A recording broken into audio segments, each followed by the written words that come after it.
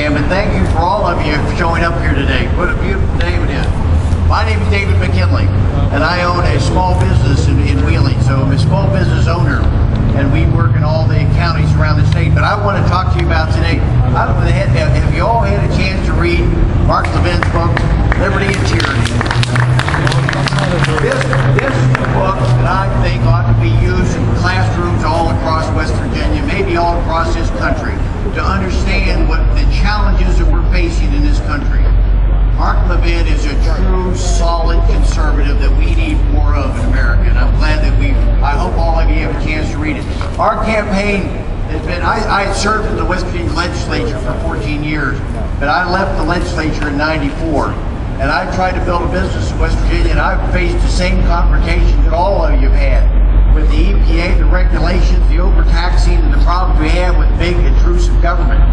So I decided to finally get back in this game again, get back into this arena, so we can talk about the issues that what I'm hearing people talk about.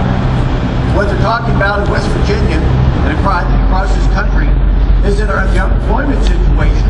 I don't know what Alan is thinking about, or Nancy Pelosi, or Harry Reid, Obama. Why are we worried about an ideology in Washington when we have people that are out of work? We need to be focusing on how we get them back to work. That's our first plank in our campaign. The second is, how do we get this spending back under control? It just appears that Nancy Pelosi and Harry Reid, Obama, and Moynihan all feel that we can continue to borrow our way back out, and we can't. What we're doing is we're saddling our children, our future generations, with debt. And when all of us want to see our children have a better life than we have, well, what we've done is we've increased their debt. Our kids are all starting out with an obligation that they have to pay back because our people, our generation, has been unwilling to stand and say no. And it's time for government in this country to say no, to stop the spending.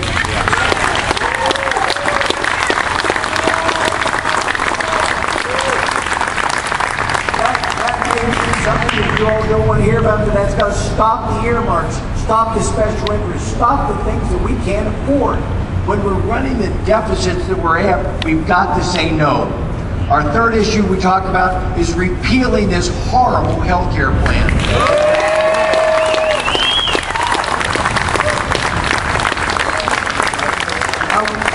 Well aware across America that we need health care. We want to provide health care, but this isn't the plan. This was done behind closed doors. It was done by process that I don't think any of us are proud of in how we run America. This has to be a bipartisan organization where we can get both sides talking, not just one ideology.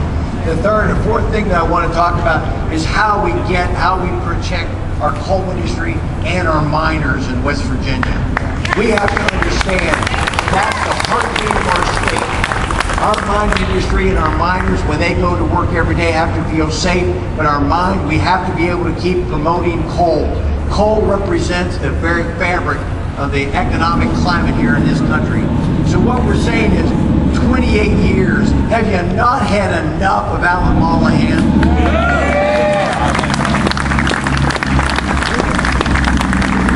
We have to change the culture in Washington. It's not necessarily the change that Obama was talking about. I'm talking about changing how we do business, how Washington responds, how it listens to people in America, and how we respond back. I don't know about you, but when you look at the statistics and find out that Nancy Pelosi's votes and Alan Moynihan are 98% of the time together. I don't know about you, but I didn't vote for Nancy Pelosi to be my representative in the first district.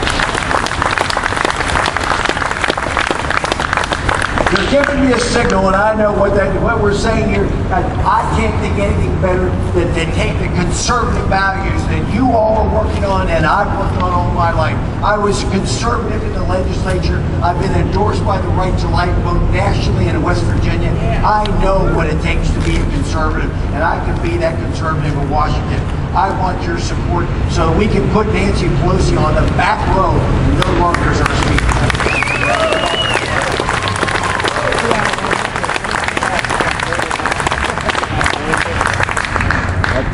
Thanks, David. Do we have, and I don't have my glasses on,